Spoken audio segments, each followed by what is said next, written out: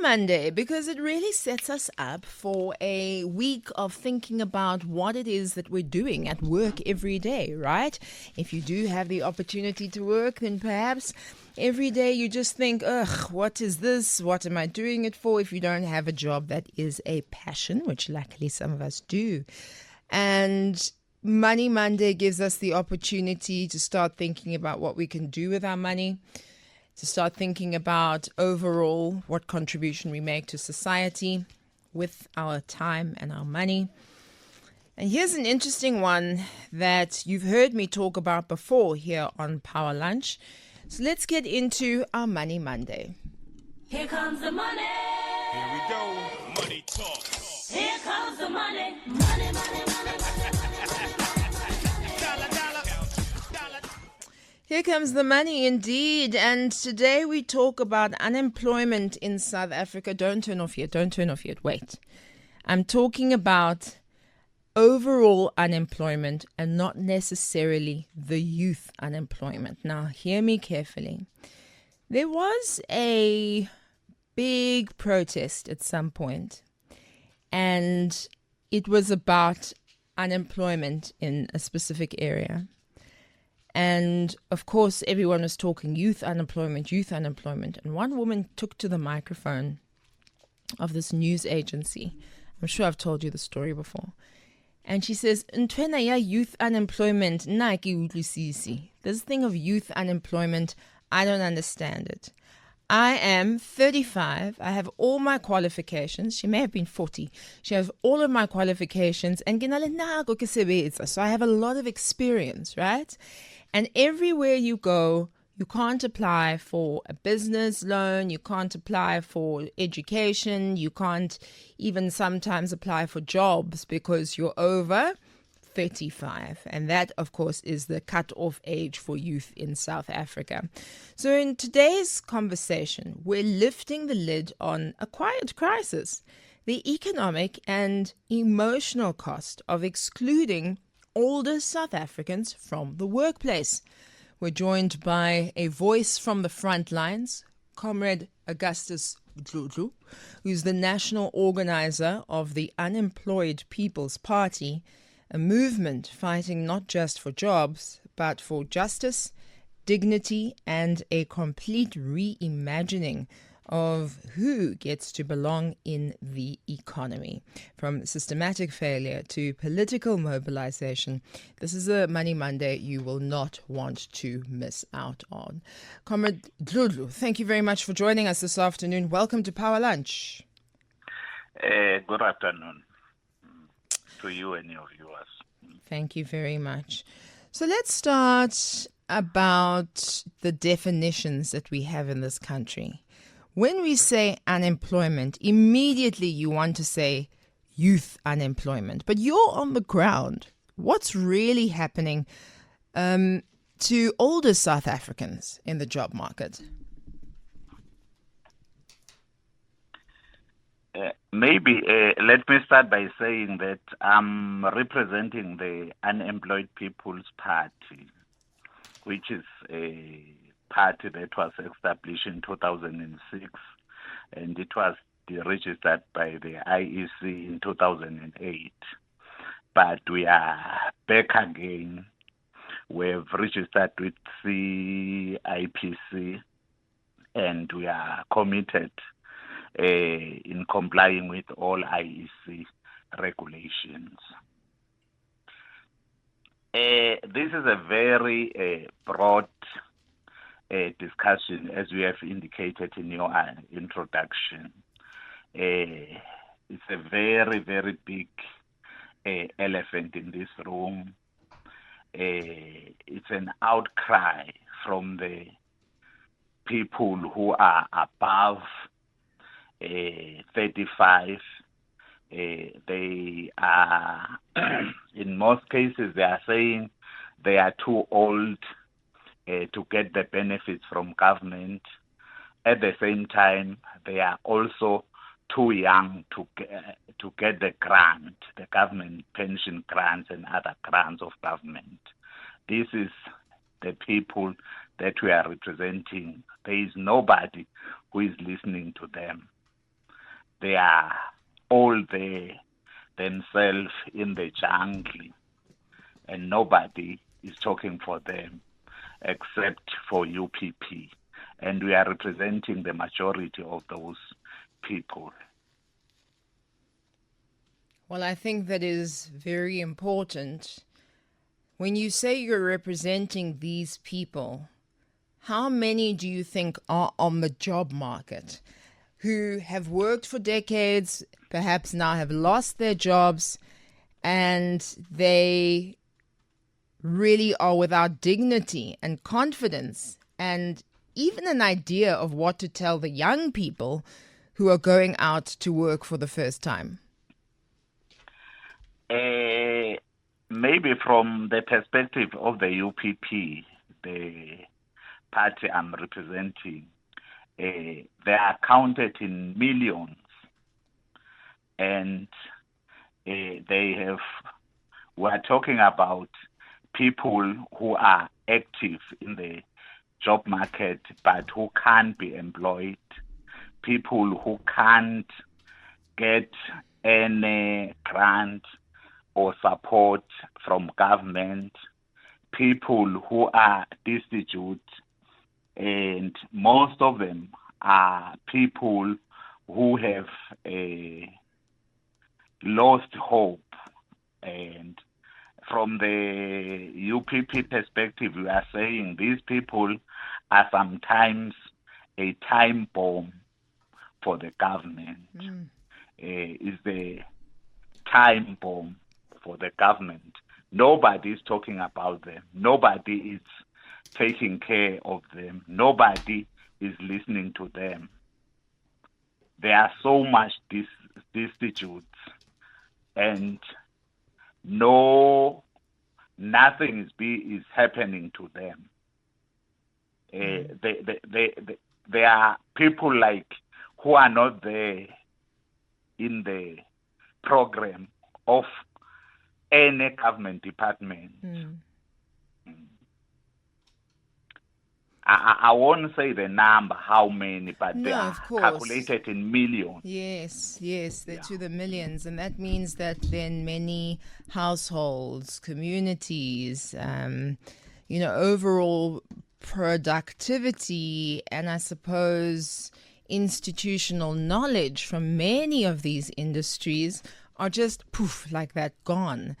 So let's talk about why in South Africa there's such an age discrimination when it comes to hiring. I'm really not, as from the UPP, I will say we are not in the correct space maybe to answer why is this particular group. But you must have an idea from what you speculate, from what you've heard from others. I will just say when government, all the programs of government, they are talking to the youth. But what they are saying they want experience. You find that the youth doesn't have experience. These people are qualified, most of them, and then they've got experience. But they are excluded, intentionally excluded, simply because they are not chaotic. I will say from the government perspective, they are being seen as people who are not chaotic. Help me understand that. Chaotic in what way? Maybe you know as much as I know that there is only one thing that our government understands. It's when you go and close the freeway, you go and toy, you go and do something that is bad. These people are family men and women. But simply because they are not chaotic in that particular sense, these people are family people, you see, and government doesn't listen to them. So do you think if they became chaotic, things might change? yeah, things might change if they became chaotic. Yeah. But we are talking about dignified people here. Yeah, and part of the issue is that you're also talking about parents, right? So you're talking about people who don't want their children to necessarily be chaotic, so to speak. They don't want their children to be harmed. They don't want their children to not have a future either. And so a lot of ways that, the buzzwords of today's economy are almost blocking on top of the legal age bias in the system, right? Because over 35, you're not youth, is all of this digital upskilling AI that becomes what today's economy is. And I'd like you to talk to me a little bit about how access to learning these opportunities is far from equal. Unemployed people who are older are looked at as dumb because maybe they don't understand the data or they don't understand how certain laptops operate, etc., rather than finding a way to bridge the gap and give foundational literacy in tech so that everyone can thrive. As I've indicated, that from the UPP perspective, we believe these people have got experience. These people have got families. These people are hard workers. These people have been in the job market, most of them. But simply because of the so-called fourth industrial revolution, they have been left out. And it seems as if nobody is even caring for them. There are no reskilling from government. They are taken as if are people who doesn't exist at all. Okay, we've got some callers who will be on the line very shortly. 0861987000. Let's talk about it together. Perhaps you're one of these individuals in South Africa who has experience, who's worked before, been part of the workforce. Maybe you yourself aren't the stereotype and you've caught up with technology and you know what's what. And perhaps you just need a bit of a refresher, but you come with knowledge of then the old system and the new system, and imagine what that can be combined. Even if you're 36, you are young enough to work for maybe 20, 25, 30 more years.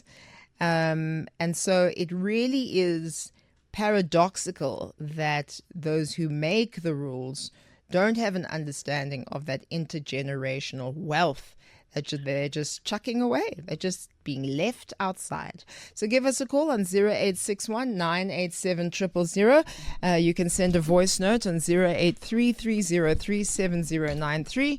And of course, you can send us a post on Twitter. We're joined by the Unemployment People's Party National Organiser, Comrade Agustus Dludlu, who's on the line, and we'd love to hear from you as well. Comrade Dludlu, we've got some callers on the line. We'll start with you, Tebogo. Hi. Hi, Pabi. How are you doing? Great, thanks. Very well, thanks. And afternoon to your guest. Very important topic that you're discussing today, especially in light of kind of the recent unemployment numbers that came out. There's always this deep emphasis around youth unemployment, but I don't think we stop to reflect on what are the social consequences of people above the age of 35 not having work. If you look at the burden of kind of raising families, looking after homes, by and large, those are 35-year-olds and above. These are people who have to look after kids, take kids to school, look after the elderly, and still try to make ends meet and look after themselves. And at the moment, they are not making ends meet. And the opportunities that are out there are geared primarily, for youth employment programs. And I speak as a young black man above the age of 35. The other nuance is that opportunities for men are also kind of dwindling, where there is deep preference for black females and for young people. So we find ourselves in an incredibly difficult environment where, we've got enormous responsibility, but we're not able to be, plugged into the mainstream economy. And that brings about some deep challenges in terms of mental health.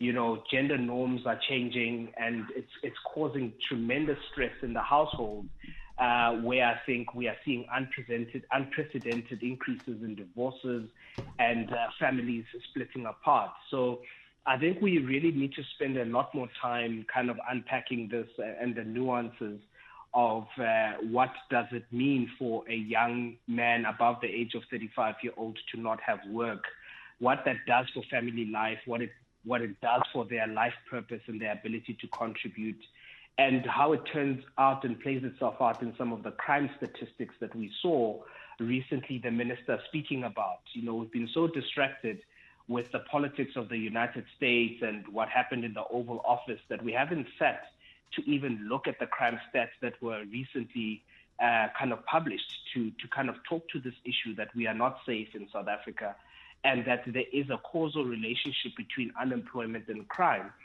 So I think we really need to go to the nuts and bolts of this conversation and talk around the correlation between jobs and opportunities and work for men and people above the age of 35, and how that plays itself out in a lot of the challenges that we see in society at large.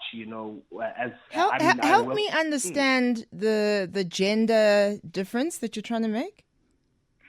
So if you look at the economic stats, you will see that first-time home buyers, the upward trend is that young single black females are the highest category of homeowners. And that is because the economic opportunities of work are changing and shifting towards preferring black females for opportunities. Now, obviously, we are nowhere near kind of creating equality in society. But by no means, do not mishear me by any stretch of imagination. This is necessary work. It's transformative work that we must do as a matter of urgency to make sure that women have economic opportunity. But what has also happened in the same reality, and I'm happy to sit in that truth, is that black men are also not getting opportunities to work, opportunities to funding for their businesses, and therefore we are left in the lurch trying to make means in a world that still defines us as the breadwinners, still puts the pressure on us defining our value in society on the basis of our ability to generate income and look after our family. Okay, So, thank you. No, I think we need to go to the headlines now. Thank you. I think you've really made your point as an over 35 and as a man, Comrade Dludlu. We'll get to your response to that after this, your 2:30 Power Headlines. Speak up. Call the Power Line on 0861 987 000.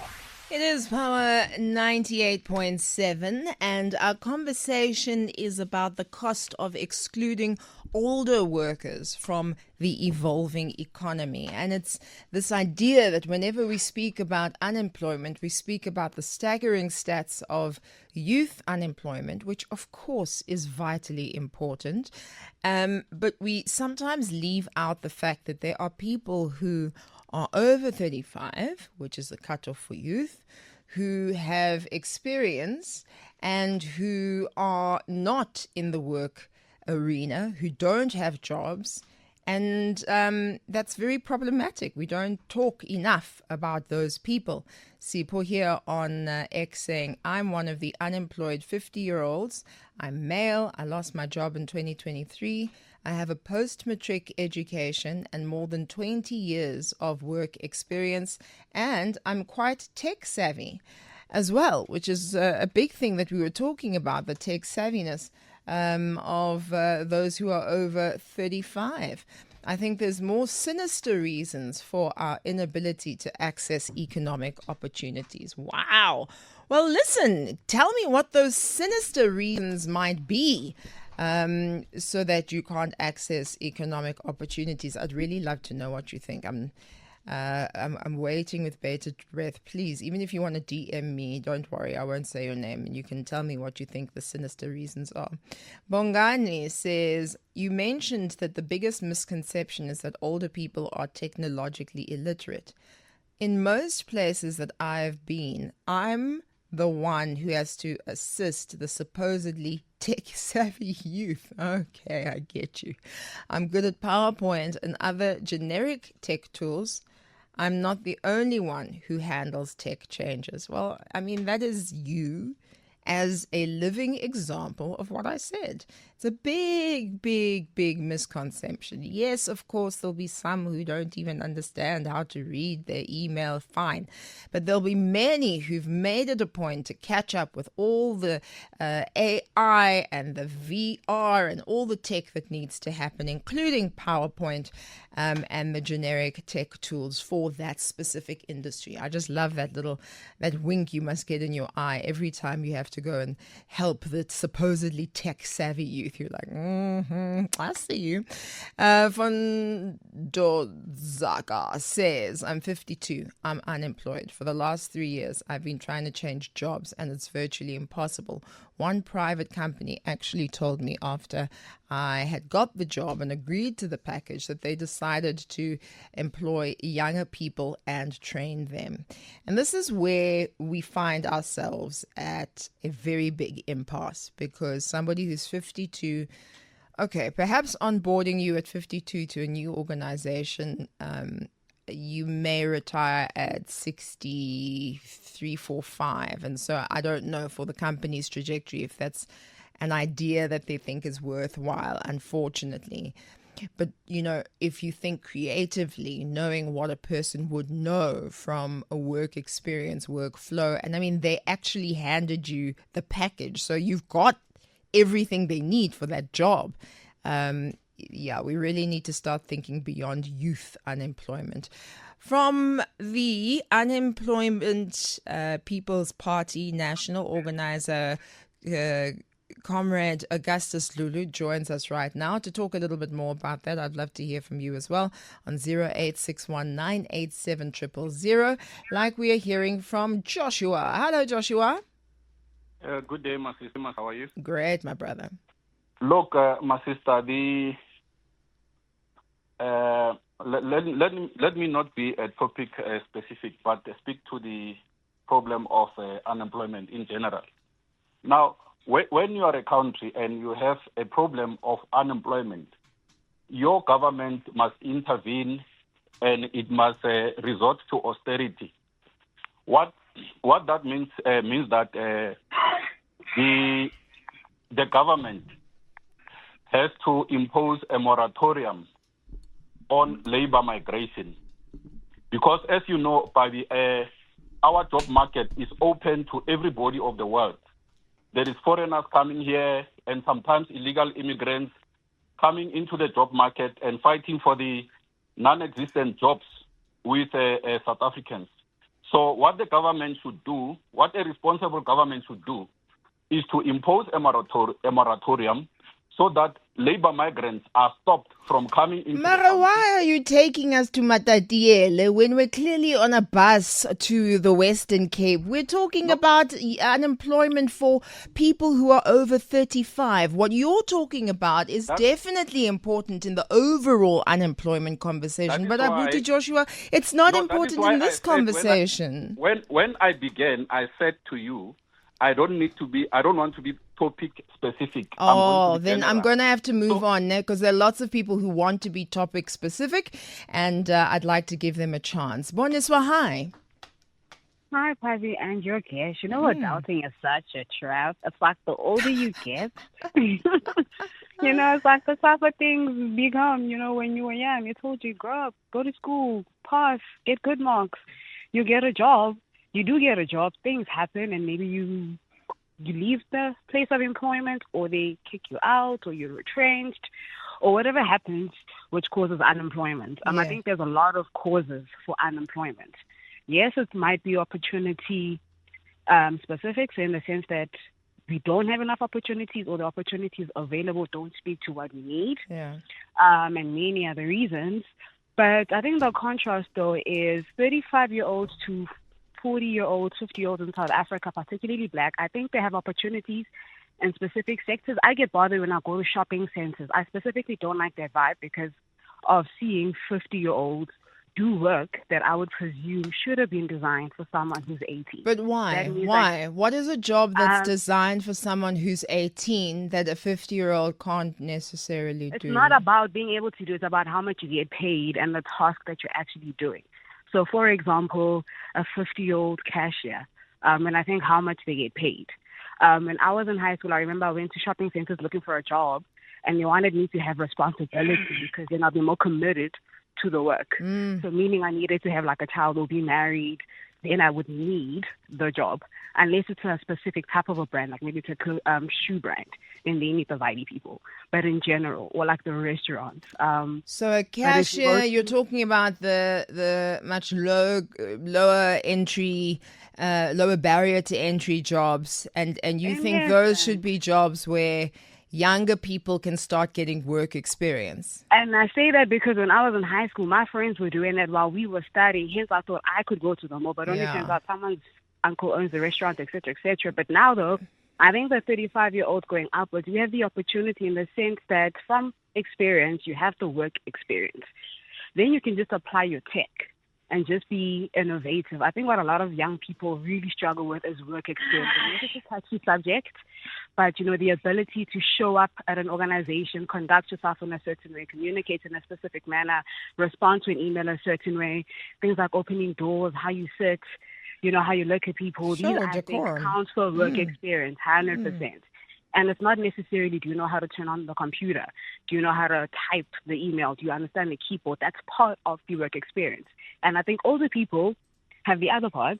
And if you have technical skills, I think you then can be innovative. There aren't jobs for anybody. Even young people are complaining that there are no opportunities per se. But I think if you're older, you know, work with what you have. This is me being optimistic. Because I'm 33. I'm also in between, you know, unemployed. I'm working, I'm doing things, but it's very difficult to describe what it is, as with many people in South Africa. But essentially, And my I thing think we're also from slightly different generations, right? So the generation we're describing here, and literally a 50-year-old unemployed man, and here's a 52-year-old unemployed man.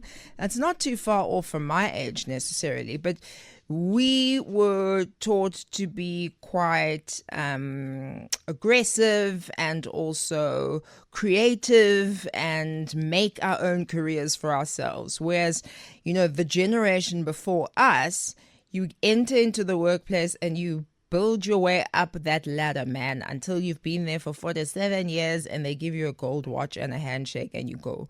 So I think it's maybe a mindset shift that also needs to happen in terms of getting into more of creativity with the tech and the business, which I totally agree with you with.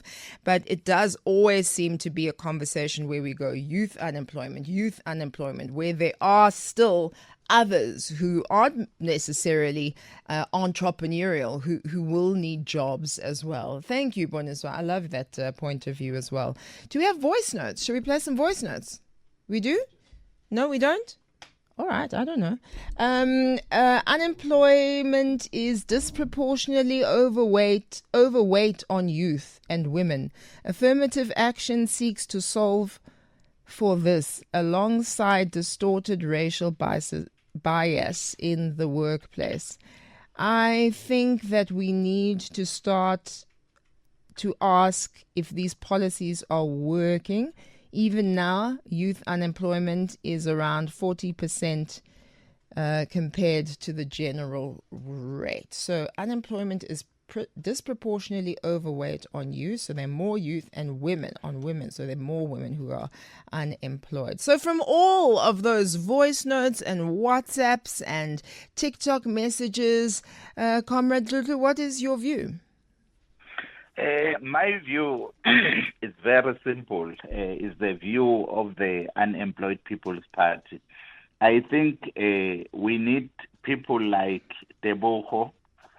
We need people like Bongani. We need people like Joshua. We need people like Boniswa to join the UPP so that we will change the status quo. Because the status quo is not conducive to us as people who are above 35 years. And there is something I also want to comment about that Bongani have indicated, that he has been to a particular interviews, he tick all the squares there, and then everything seems to be all right. But simply because government is not giving intensive certain incentives, if you are not employing somebody who is less than 35 or younger, he ended up not getting that particular job. Yeah. You can see that we are sitting at a time bomb. So is there a cutoff point for organizations in the law? Is there a cutoff point for when you can the age you can hire someone? No, there is there is this thing. If you hire somebody who is 35 years or under, you get an incentive from government. See, that's part of the problem. That's Yeah, a that's part of massive, the massive problem. part of the problem. So that needs to That be needs repealed. To be changed. Yeah. Let's see. We've got the voice notes ready? All right, let's have a listen to this. Hi, Pabi. Hello. That gentleman is telling the truth. Some of us, like I will speak for myself, I've been working in the banking industry for years. I have a degree in international relations, a diploma in public relations, but I'm Sure. sitting at home. There is nothing that AI has introduced that I don't know. I know how to operate a laptop, a computer without even a mouse. Yeah. So I am that woman who is woke, who knows what is happening in the world of technology. But here I am. I'm unemployed.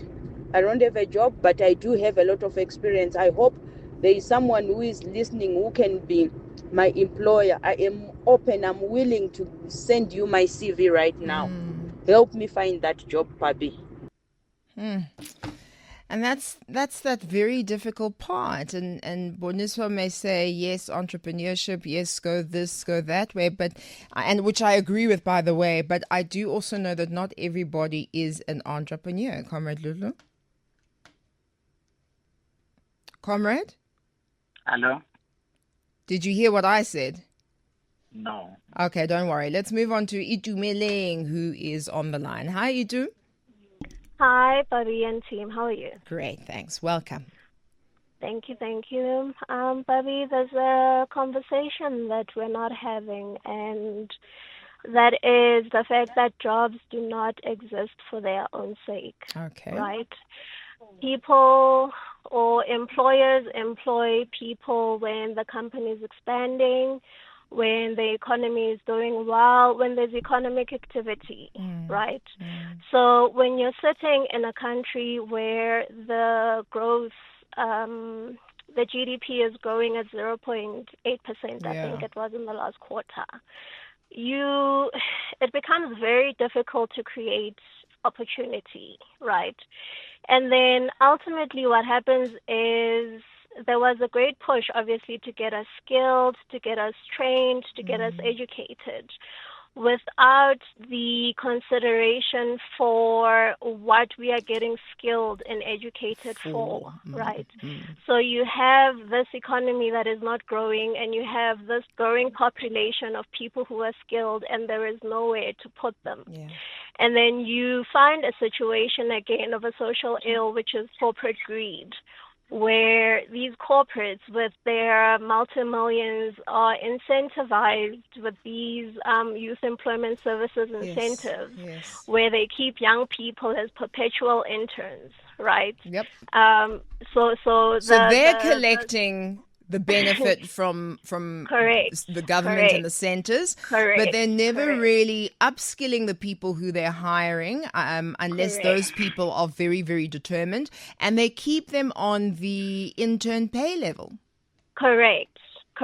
So you have a situation where those interns are gaining the experience. And then once that 1 year or 18-month program runs out, they are phased out of that program, and then they keep employing. It's like a sausage machine, they just run these people through the system. And ultimately, that young person ultimately grows out of being youth. Of course. And at some point they're 35, they have experience, and there is a pay level at which that person with that level of experience should be paid at. But, the corporate greed, the previous caller who spoke about being unemployed, unfortunately, they would rather pay someone with less experience a lot less. Yes. Because there is a certain package level that comes with certain years of experience and a certain level of education. So firstly, it's the economy that is not growing. And then secondly, it's I want to call it corruption, because that ultimately is what it is. Where you have corporates at every turn will take advantage of programs that are intended, for upliftment, which they do, but they do the very bare minimum that they can get away with without necessarily giving back to society without a profit motive or incentive. And I think that is the challenge that we have of leadership who are driven by the profit motive as opposed to a greater societal development and advancement. I wonder if you can see it in stores, in banks, in insurance companies. I see it. I can definitely see it. Yeah. Oh, this is a person who's never had this kind of job before. Oh, I'm speaking to somebody who doesn't know how to handle my request. Aha, Correct. okay. Because, and then I know from where I work and many other places, it's about that thing with the interns. Thank you very much, Itumeleng. That brings such a very interesting point. Comrade Dludlu, your view of what Itumeleng had to say? I think, let me say from the UPP perspective, what Itu is saying is quite correct. In particular, on her second point, that the employers wants to pay less. They want people who are not, who doesn't have a particular qualification and who doesn't have a particular experience. But on the issue of the economy, we were having the same problem even when the economy was growing. I will just make one typical example. During the term of President Mbeki, the economy was growing, but it wasn't producing jobs, in particular for the 35 and above. Yeah, absolutely. Right, let's have a listen to one more voice note before we let you go. Hi, Pabi and team. The tragedy about the unemployment crisis in South Africa is that you have these youth employment incentives which incentivize greedy corporates into keeping young people as perpetual interns, where you have an oversupply of employees as opposed to a demand for the same employees. And what ultimately happens is that the vast majority of unemployed youth grow into unemployed adults, unemployed and unemployable adults, which is a grave travesty. And we need to get to a point where we're talking solutions as opposed to me right now lamenting about the problem. Itumeleng and Midrand.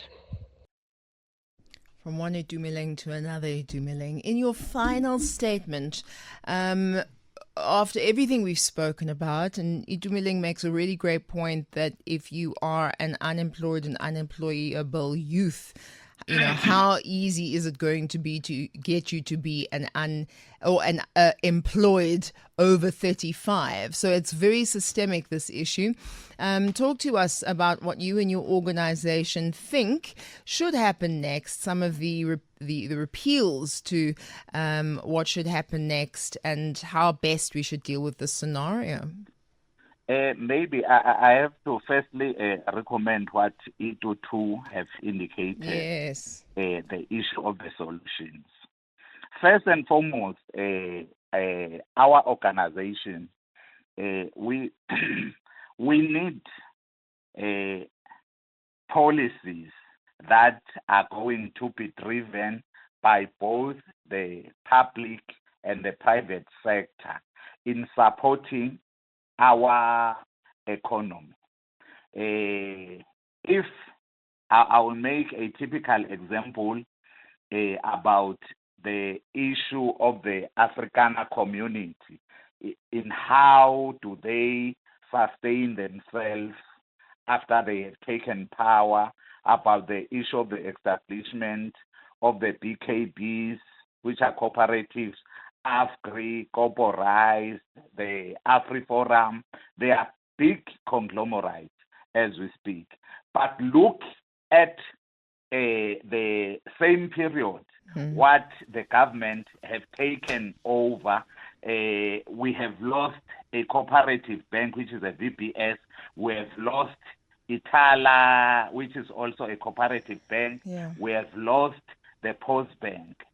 So there's plenty to discuss about this, because it's not just from the youth unemployment stats point of view. There are definitely policy points that need to be looked at, and definitely points that corporates will always take, because at the end of the day, it's about the bottom line, and sideline those who are over 35. Thank you very much for joining us. The Unemployed People's Party National Organizer, Comrade Agustus Dludlu, who's on the line with us here on Powerline. Have a glorious afternoon.